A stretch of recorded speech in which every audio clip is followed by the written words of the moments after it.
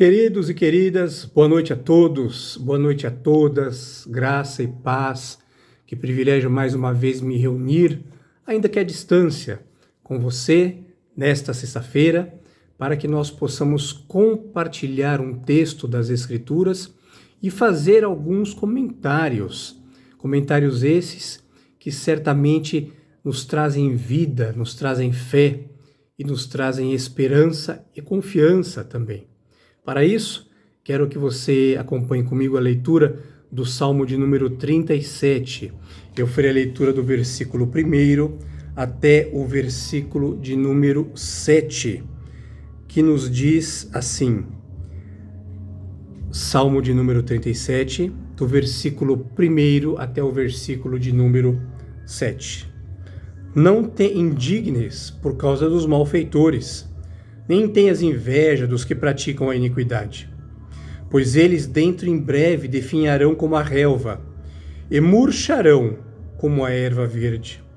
Confia no Senhor e faze o bem, habita na terra e alimenta-te da verdade.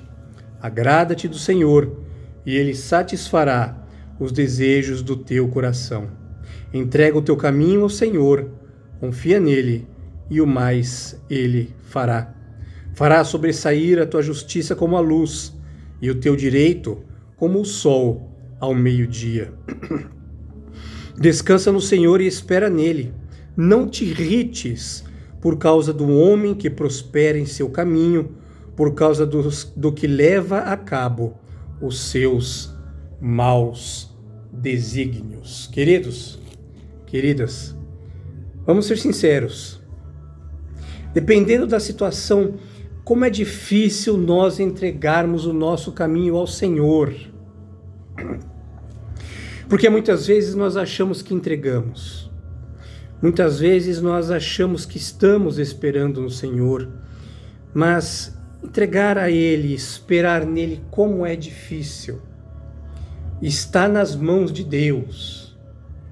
Mas quando alguém faz algum mal contra nós, muitas vezes nós é que queremos nos vingar. E as pessoas não entendem que a raiva, o ódio, a ira, a amargura, a inveja não é um poder que faz mal para o outro, como se houvesse algum tipo de magia que joga poderes ruins para outra pessoa. Não, não é isso, não se trata disso, muito pelo contrário. Sentimentos assim fazem mal para nós mesmos. E eu estou dizendo isso porque o Salmo indica que não é bom que nós fiquemos indignados com aqueles que praticam a maldade. Não te indignes por causa dos malfeitores e não tenhas inveja por causa daqueles que praticam a iniquidade. Ao contrário, dai lugar à ira, dai lugar à justiça divina, porque aquele que exerce a sua própria justiça anula a justiça divina em seu favor. Uai, você já fez a tua, que aliás, a tua justiça nem sempre é uma justiça justa, porque muitas vezes aquilo que nós achamos que é a nossa justiça é um sentimento perverso, indignado. Agora, por outro lado, aquele que entrega as coisas, os sentimentos, os filhos, a vida, o trabalho, os esforços, aquele que entrega tudo isso nas mãos do Senhor, que faz a sua parte sem ansiedade, sem desespero, sem agonia, mas de fato entregam, certamente podem esperar no Senhor. É claro que temos que sempre fazer aquilo que está ao nosso alcance. Se nós estamos nos sentindo mal, nós precisamos ir ao médico. Se nós queremos um emprego, nós precisamos enviar currículo, fazer contatos, acordar cedo para procurar trabalho. Se nós queremos, aqueles que querem passar no vestibular, precisam estudar. Aqueles que querem ter uma boa profissão e estão nas universidades precisam se dedicar. Mas confiar em Deus também. Confie em Deus e vá fazer a tua prova. Sempre precisamos fazer a nossa parte e colocar diante de Deus os nossos caminhos. Faça a tua parte e a outra entrega ao Senhor. Confia nele. Confia nele. Veja que coisa maravilhosa, bendita, enriquecedora, confortadora, e o mais ele fará. Sabe o que ele fará? Aquilo que está além de ti, aquilo que transcende as tuas forças, a tua capacidade, que transcende o teu conhecimento, a tua coragem. Perceba uma coisa, eu não posso dar desculpas para deixar de fazer a minha parte. A minha parte eu tenho que fazê-la todinha. Mas se eu entrego, se eu confio, aquilo que está além de mim aparece, surge e vai além do teu conhecimento. Veja como Davi nos ensina aqui: entrega, confia e busca. E o mais, aquilo que está além das tuas capacidades, certamente ele fará. Busque em primeiro lugar o reino de Deus, a sua justiça, e as demais coisas vos serão acrescentadas. Mas faça isso de todo o teu coração, porque, veja o versículo 6, fará sobressair a tua justiça como a luz e o teu direito como o sol ao meio-dia. Veja uma coisa, aqui eu tenho ouvintes que podem ter 20 anos, alguns 30, 60, 70, até mais. A pergunta que eu gostaria de fazer para você é: como tem passado os anos da tua vida? Você tem de fato confiado no Senhor? Muitos acreditam que a morte é o pior dos eventos que pode acontecer ao ser humano. Mas eu quero te dizer uma coisa, não é verdade. Porque Isaías, no capítulo de número 57, versículos 1 e 2, diz assim: perece o justo, e não há quem se impressione com isto. E os homens piedosos são arrebatados, sem que ninguém considere esse fato. Pois o justo é levado antes que venha o mal e entra na paz. Descansam no seu leito os que andam em retidão. Sabe o que quer dizer o nome Isaías? Isaías quer dizer: Deus é a minha salvação. Sabe o que Isaías está nos ensinando? Isaías está nos ensinando que o problema não é morrer. O problema é viver mal. O problema é viver sem confiança. É viver sem esperança, sem o amor de Deus.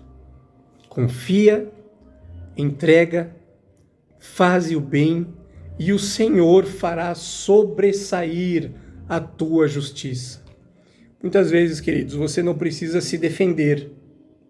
Muitas vezes, em relação ao mal que fazem contra você, as injustiças, as palavras levianas, as mentiras, você não precisa se preocupar com que a tua reputação não fique manchada diante dos homens, conquanto que o teu caráter ele esteja alvo, íntegro, irrepreensível diante de Deus.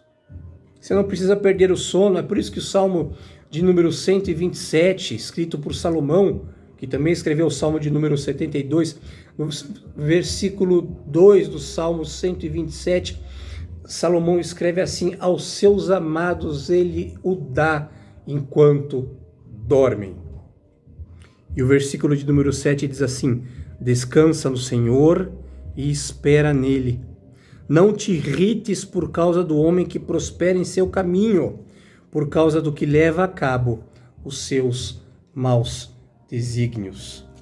Descansa no Senhor, espera nele, repouse sobre o colo do Altíssimo. Como diz o Salmo de número 23, versículos 1 e 2, ele me faz repousar em pastos verdejantes, leva-me para junto das águas de descanso. Você está nas mãos dele.